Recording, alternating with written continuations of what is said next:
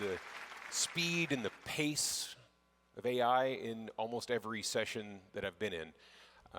Even George talked about things are moving fast. They're going to move faster. You all scared yet?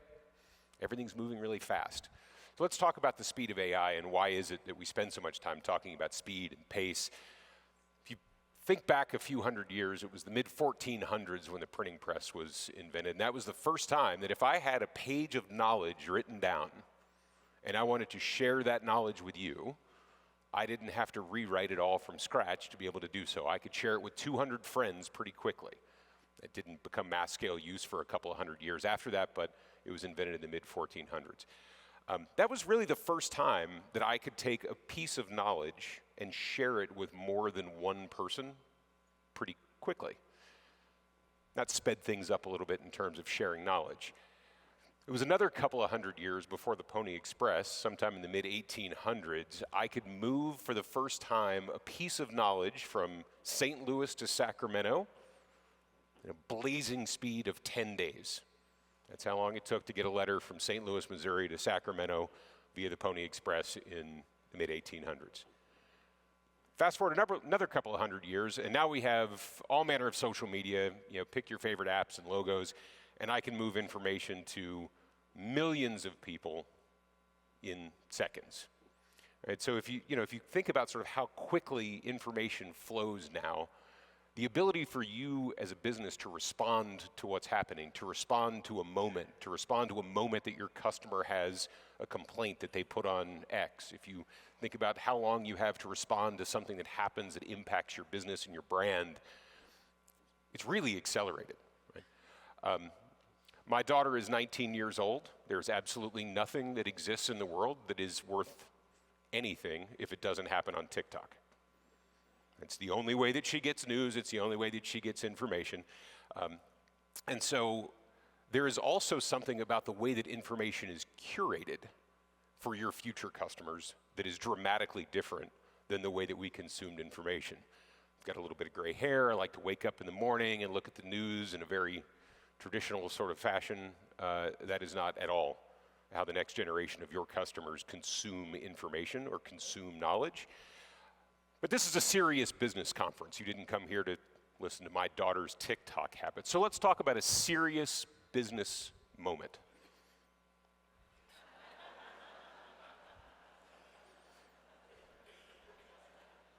That moment moved pretty fast around the world, right? Like before you woke up the next morning, everybody was already talking about that moment.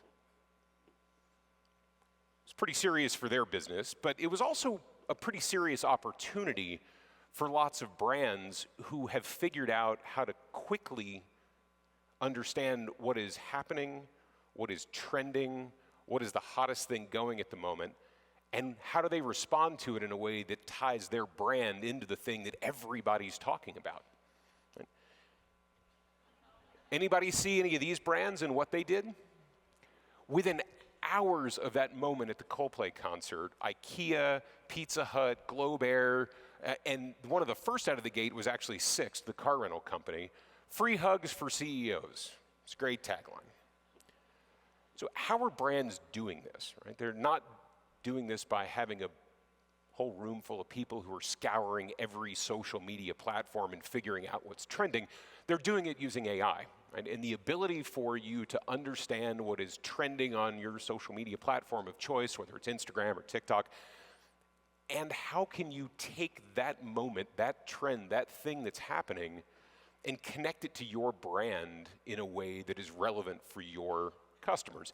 I obviously chose a funny example of how this happens, but this is serious business. This is a serious AI use case.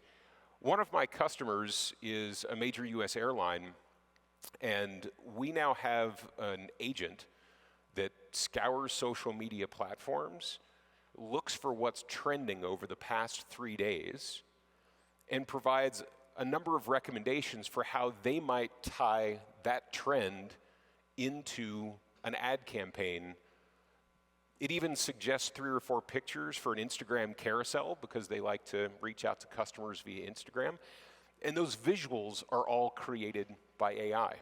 their marketing department can launch a campaign that's based on whatever the hottest TikTok trend is at the moment in less than 24 hours. That's after it goes through all the legal approvals and all the stuff. The campaign itself takes about 30 minutes to design after a few prompts. They can do that every single morning. Like, I don't know how fast your marketing department moves with helping your customers understand the latest thing that's happening with your products, or to tie in what's happening with your products to something that's super topical for your customers.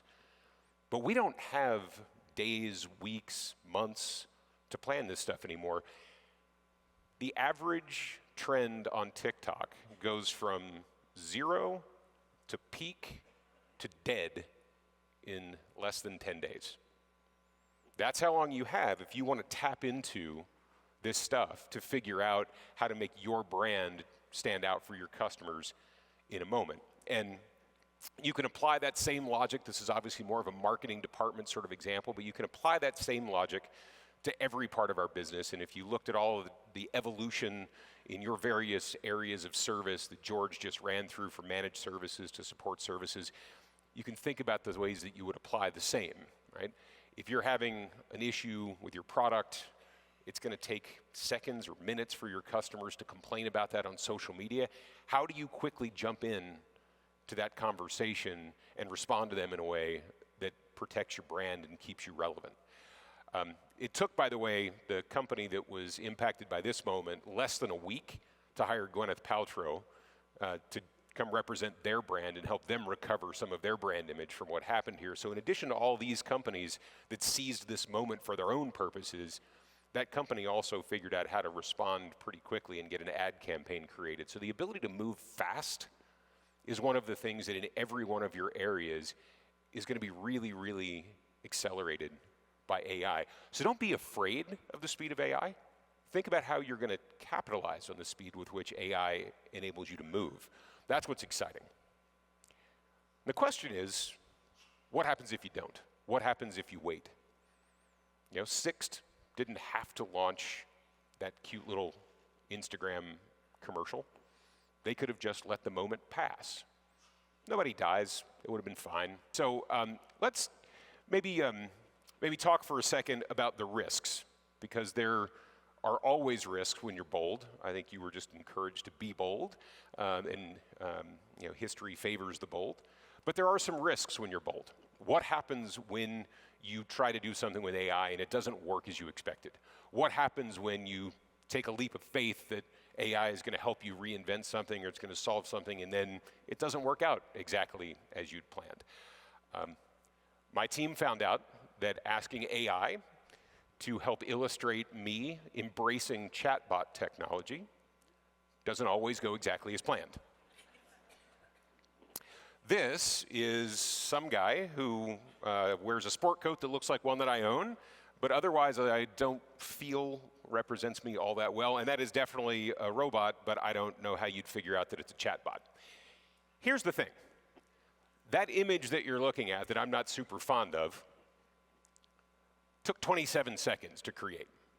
It took AI 27 seconds to take the prompt that the team gave and create this image. Could you have done something better than this to represent the thing that was asked in 27 seconds? I would submit the answer is no. Like, this is the best option that you were going to get in 27 seconds. And with a couple of extra minutes of activity refining the prompt, you can improve upon it. So was it worth taking the risk to have AI create this for us, or should we have waited for some other form of perfection? Should we have waited for some perfect image generation technology? I don't know. This was for a presentation that I'm doing once here today. I feel like the 27 seconds that we invested in this picture was just about the right amount of investment, so I don't feel badly about it, even though it's not perfect. Thank you for laughing at my silly jokes and my silly pictures. I appreciate it very much. I promise I am now going to move into actually talking about some real business stuff that you can take back to the office. So let's talk about Microsoft support. We run one of the largest support organizations on the planet. We spend a ton of money doing so. We decided about a year ago that there were 5 use cases that we were going to bet on to massively shift the way that our customers experience their engagement with our support function, and was going to save us a bunch of money. Why is that important? It turns out we sell AI, probably to many of you, and if we can't tell you that we've figured out a way to help save a bunch of money by doing it, you don't have the budget to invest in the AI stuff, so it's pretty important that we figure out how to make it work profitably. In order to do that, I think George just talked about dog fooding. We like to drink our own champagne and eat our own dog food, because if we don't do that, then it's hard for us to convince you that you should do the same. So we set out on a bold goal. We were going to save a bunch of money and change our customer experience with these 5 use cases. 2 of them have been an absolute failure. They have not delivered anything that we thought that they were going to deliver in any way that represented what we set out to do a year ago. They'll get there. We've got a bunch of folks working on improving those and improving how they're working, sort of reshaping our thinking based on what we've learned. And I'm pretty confident that a year from now I can stand up and tell you that those 2 are working really well. But in the interim, 2/5 of what we set out to do last year has been an abysmal failure. And we've saved $455 million of expense in our customer support business. And you can see in the bottom right corner that we've moved our customer satisfaction for our most important customers, our largest, most strategic customers, up from 4.76 to 4.82. And I don't know how you feel about your customer sat metrics, but based on other places that I've worked and other teams that have measured it in a similar way, that's a pretty good customer sat score on the whole. So we're pretty excited about it. We're hearing good feedback from customers, and more importantly, my CFO hasn't fired me yet, so we'll take the win. I told you this story to say, if we had waited until we had those 2 use cases perfect, if we had waited until we knew exactly what we needed to do with all 5 of these use cases, if we waited until we had the precise answer for exactly how much money we could save, or we had the precise answer for how much our customer sat would have improved, I would be standing on this stage now, 365 days later, telling you about what I'm going to achieve 365 days from now, while most of our competitors are already demonstrating results. So getting started, demonstrating business impact quickly, and then building on that business impact is the approach that we've taken, not waiting for everything to be perfect. We opted not to wait. We opted not to wait until we had the perfect answer, but rather to opt for getting started. And as George talked about, a couple of folks in the industry who are using forward deployed engineering models, that is very much the thesis that those companies are betting on in the way that they're approaching AI projects. They are not coming in and saying, we're going to take a year to plan a global scale rollout that's going to transform blah. They are not coming in and doing implementation projects that take 6 months, a year, 5 years to demonstrate business impact. They are showing up with a development crew, and they are demonstrating business impact in 6, 8, 10, 12 weeks, and then building upon that momentum. So as you think about what you're going to do about all the things that you've heard this week, and as you think about how you're going to take the opportunity, the risk, however you want to frame it, back to your office and talk about what you should do with AI, I would just really, really strongly encourage you to think about what is the result that you can demonstrate to your business in 6 to 12 weeks that matters and moves the needle on a corporate KPI that somebody gets paid on. Go figure out how to move quickly, 6, 8, 10, 12 weeks, run a sprint, show some impact, use that excitement and that energy and that momentum and build on it. Don't wait until you've figured out the thing that's going to change the whole company forever, right? Figure out how you go do one thing and do it well and build on that momentum. So that leads me to our AI learnings over the past year. You might imagine that to have that sort of impact, we've had to use AI pretty broadly in our support business. I will tell you, if your support organization is anything like mine, you will relate to the fact that there are a whole bunch of engineers who have a whole bunch of ideas about what we should and should not do. Ruthless prioritization of use cases is essential. Everybody has a great idea, and everybody has the one that they're passionate about. There is no way in the world that you can do them all. You do not have enough time, you do not have enough money, you do not have enough developers, and nobody is going to give you enough to do all those use cases. So you have to ruthlessly prioritize which ones will move the needle on the KPIs that really matter, to the people who decide how much you get to spend to continue your work.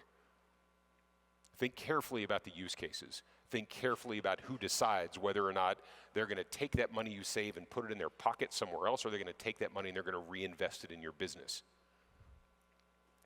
That is why executive sponsorship is also essential.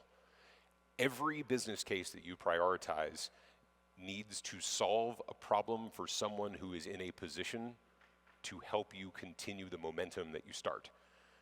If you choose a use case that's really interesting for you, really exciting for you, and the person who sponsors it doesn't actually have anything to do with controlling the budget that you have to spend, or the way in which we will invest in the future to continue the progress, then you have bet on a bad use case.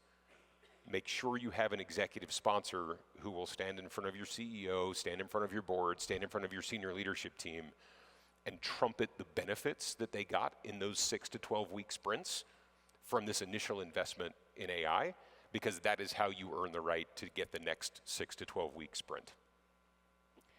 Impact now is much greater than impact later. Doesn't matter how much. Do something today. Do something right now that helps the business versus waiting to do the bigger, grander thing somewhere down the road, because nobody has patience. I love my CFO. She's amazing. If it wasn't done yesterday, it's too slow. So any impact that I can show today for a return on the investment, on the ROI on the dollar that I spent to do it, is better than if I can show a bigger return later, because it means that I get the energy and the excitement to keep that thing going. So focus on quick wins that you build upon, not solving world hunger sometime way down the road. Number 4 probably should have been number 1, because it is hands down the most important lesson that we've learned in the last year with what we've been doing. The technology is simple. It's easy. There's a manual, it explains how it works that way every time. It's pretty predictable. Technology tends to be that way. People, on the other hand, are complicated as hell. They don't particularly love change. They especially don't love change if they wonder if that change is going to impact the way that they work and the way that they get paid. So whether that's your sales force, if you're in the revenue side of the business, or it's your support engineers, people are the most complicated part of the implementation of any AI project. Please do not make the mistake of starting your project without thinking about the people who need to come along on the journey with you. It starts with the executive sponsor and having a KPI that's going to move, that actually matters to the senior levels of the organization, but it goes all the way down to every seller, every support engineer, every field services engineer, every person who's part of the education team. If they are going to have to adopt the AI in order for it to deliver the benefit, you have to bring them along with you. You have to find champions who are excited about the technology and get them out first. Make sure you are co-creating whatever you're doing with them so that they feel that sense of ownership and pride, and they want others to adopt it too. Because those people will be the ones who are in the rooms that you do not sit in, making the comments, having the conversations with their peer groups that will really decide whether or not this thing works. There's only one other option if you don't bring the people along, which is number 5, and that is removing optionality to accelerate adoption. If I give you the option of working the way that you have worked for the last 15 years, or I give you the option to work in a better way that you don't understand, you will work the way that you have worked the last 15 years, all day, every day, and twice on Sundays. That is true for your employees, it is true for your partners, and it is true for your customers. And so when you find something that you know will make their lives better, you know will improve the service that they're getting from you, you know it will improve the experience they have, it will improve their outcome, if you can remove the option for them to adopt it, your adoption will move much faster.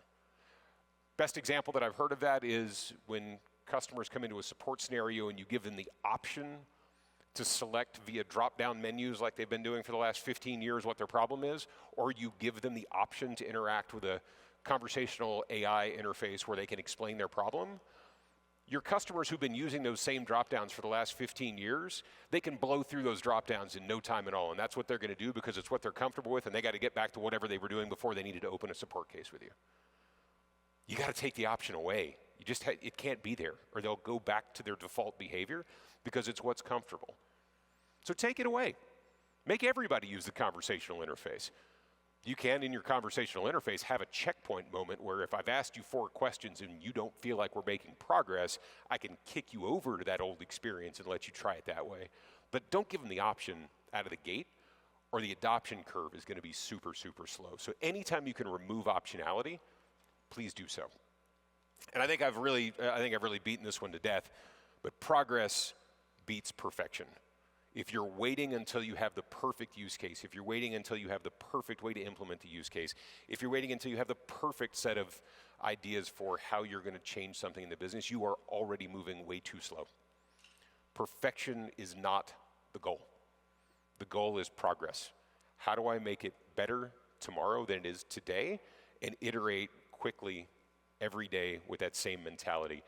Please do not wait until you have gotten to perfection. And it's important that you carry that message back as you sit in a room and debate what we're going to do next, because that debate inevitably ends up with somebody saying, but I think we should, and I think we should. And the answer is, let's pick one of them and do it today. There are a lot of questions about who's going to win the AI race. George talked about a couple of companies that are working pretty hard to try around OpenAI and Palantir. Microsoft likes the hand that we're holding. I bet most of you are excited about what you're doing.